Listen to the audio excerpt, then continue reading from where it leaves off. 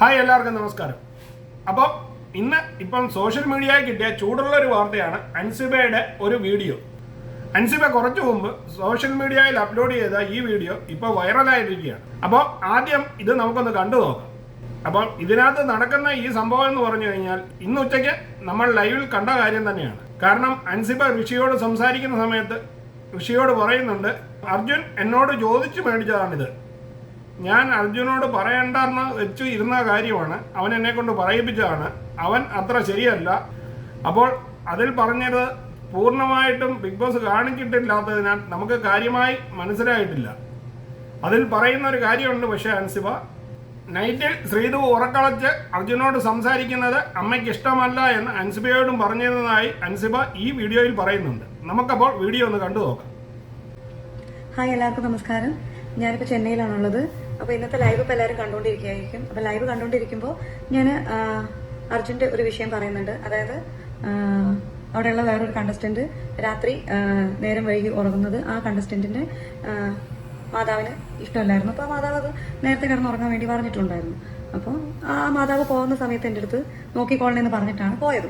അപ്പം ഞാൻ ആ കുട്ടിയുടെ അടുത്ത് അത് പറഞ്ഞിട്ടുണ്ടായിരുന്നു, നേരത്തെ ഉറങ്ങണം. അപ്പോൾ നേരത്തെ ഉറങ്ങാൻ എന്താ ചെയ്യേണ്ടതെന്ന് ചോദിച്ചപ്പോൾ ഞാൻ പറഞ്ഞു, അവിടെ വേറെ നമുക്ക് ഓപ്ഷൻ ഇല്ല നേരത്തെ ഉറങ്ങാൻ വേണ്ടി. ഞാൻ പറഞ്ഞു, പാല് കുടിച്ചു കഴിഞ്ഞാൽ ഉറങ്ങാൻ പറ്റും. ഇതാണ് നടന്നത്. അപ്പോൾ ഇത് അവിടെയുള്ള അർജുൻ എന്ന് പറഞ്ഞ കണ്ടസ്റ്റന്റ് ഇന്നലെ എൻ്റെ അടുത്ത് ചോദിച്ചു.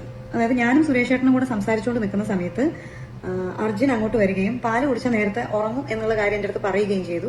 2-3 തവണ പറഞ്ഞപ്പോൾ എനിക്കത് എന്നെ കുത്തി പറയുന്നത് പോലെ തോന്നി.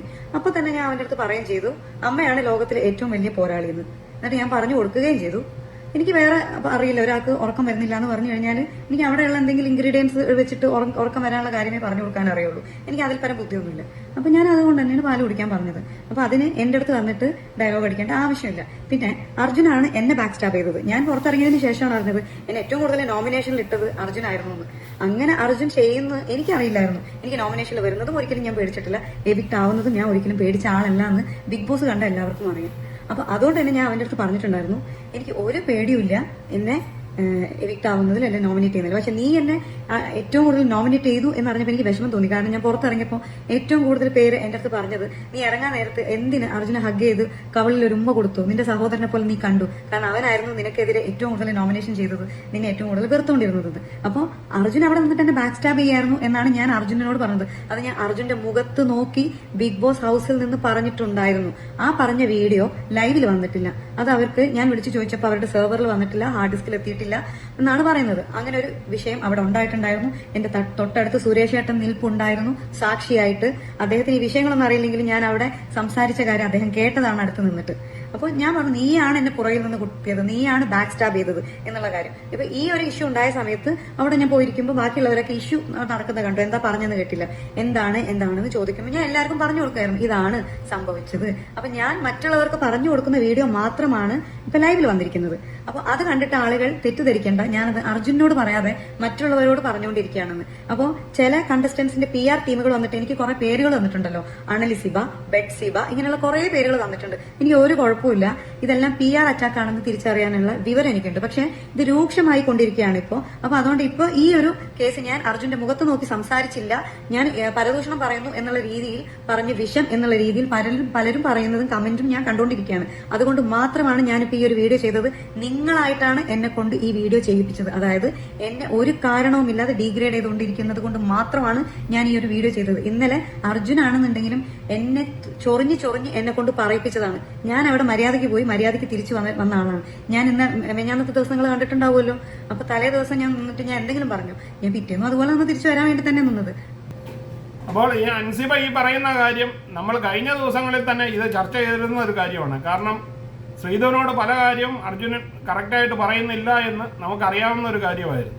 അർജുനെ അങ്ങനെ വ്യക്തമായിട്ട് പറയാനുള്ള കാരണം ശ്രീധുവിന്റെ അമ്മ വന്ന ശേഷം ശ്രീധുവിനോട്, അതായത് നൈറ്റിൽ ശ്രീധു ഉറക്കളച്ചിരിക്കണ്ട എന്ന് പറഞ്ഞ വിഷയം ഇപ്പോൾ ബിഗ് ബോസ് ഉള്ളിൽ തിരിച്ചു കയറി കഴിഞ്ഞപ്പോൾ അൻസിബ പറയുന്ന മാതിരി സുരേഷിനോട് വർത്തമാനം പറയുന്ന സമയത്താണ് പുറകിൽ കൂടെ നടന്ന് ഇത് പറഞ്ഞ് കളിയാക്കുന്നത്. അപ്പോൾ അൻസിബ ആ കാണിച്ചിരിക്കുന്നത് കളിയാക്കുന്ന സീനുകളോ അതൊന്നും നമ്മളെ ലൈവിൽ കാണിച്ചിട്ടില്ല. പക്ഷെ ഇപ്പോൾ അതിനു വേണ്ടിയിട്ടാണ് അൻസിബ ഈ വീഡിയോ ഇട്ടിരിക്കുന്നത്. അൻസിബയുടെ ബാക്കി വാക്കുകൾ കൂടി നമുക്കൊന്ന് കാണാം.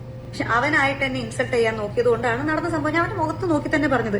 ഞാൻ അവിടെ ആരോടത്തേക്കോ പറഞ്ഞിട്ടുണ്ട്, അവന്റെ മുഖത്ത് നോക്കി പറഞ്ഞ് അന്തസ്സോടെയാണ് ഞാൻ ഈ ബിഗ് ബോസ് ഹൗസിൽ നിന്ന് പുറത്തേക്ക് ഇറങ്ങുന്നതെന്ന്. അപ്പൊ ഇതാണ് നടന്ന കാര്യം. അപ്പൊ ഇതുകൊണ്ട് ആരും ഇല്ലാത്ത കാര്യങ്ങൾ എന്റെ മേൽ അടിച്ചേൽപ്പിക്കാൻ നോക്കേണ്ട ആവശ്യമില്ല. ഇത്രേ എനിക്ക് പറയാനുള്ളൂ. അപ്പോൾ ഇത് പറഞ്ഞിരിക്കുന്ന അൻസിബയ്ക്കെതിരെ ശക്തമായ സൈബർ ആക്രമണമാണ് ഇപ്പോൾ നടന്നുകൊണ്ടിരിക്കുന്നത്. അപ്പോൾ നിങ്ങൾക്ക് എല്ലാവർക്കും ഈ വീഡിയോ ഇഷ്ടമായി കാണുമെന്ന് കരുതുന്നു. വീഡിയോ ഇഷ്ടമായെങ്കിൽ ചാനൽ ലൈക്ക് ചെയ്യാനും സബ്സ്ക്രൈബ് ചെയ്യാനും മറക്കാതിരിക്കുക. വീണ്ടും അടുത്തൊരു വീഡിയോയിൽ കാണുന്നതുവരെ എല്ലാവർക്കും ഗുഡ് ബൈ.